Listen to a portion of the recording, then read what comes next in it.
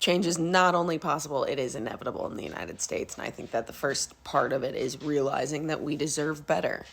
We deserve better than shitty politicians, and we deserve better than like dying in this system that's killing us. My name's Amy. I'm relearning US history. I'm not a neuroscientist and I'm not a historian. But you can find me on YouTube or Patreon or Substack. I also host a podcast called The Foolish Optimist, where we are interviewing people who are looking to make the change in the system that we're under right now. So let's talk about the science of change right quick, right? If you've ever gone through a major life change, left a partner, changed jobs, moved across the country or whatever, then you know this resistance that people feel, right? Because your brain, not always your friend. Your brain sometimes says change bad, change unknown, therefore change scary.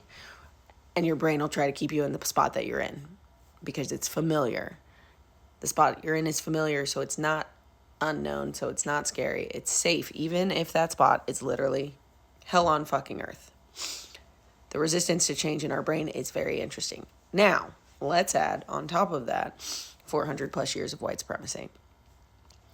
White supremacy and generational lies will have white people believing that the United States is the best place in the world.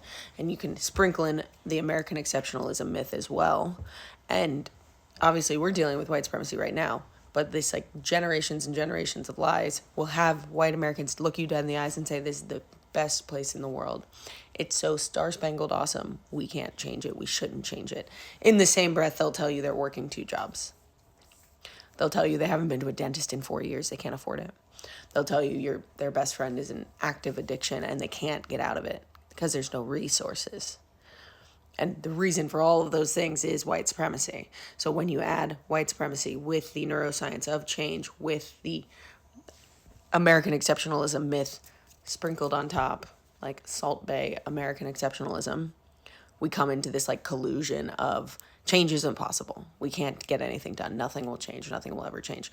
And I have to tell you, you're wrong. Sorry. There's almost 400 million of us. Change is not only possible, it is inevitable.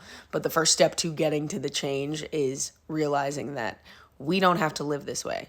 We don't have to live in a place where we need multiple jobs. We don't have to live in a place where kids get shot in school. We don't have to live in a place where healthcare is for profit. Because how could you possibly make healthcare decisions if you're worried about the shareholders?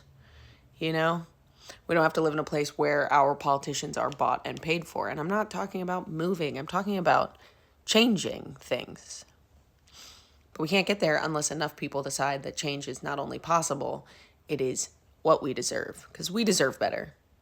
But we have to decide we deserve better. We have to demand that we deserve better. And we have to stand up and do it together. Because 400 or 360 million voices, or whatever the number is, cannot be ignored.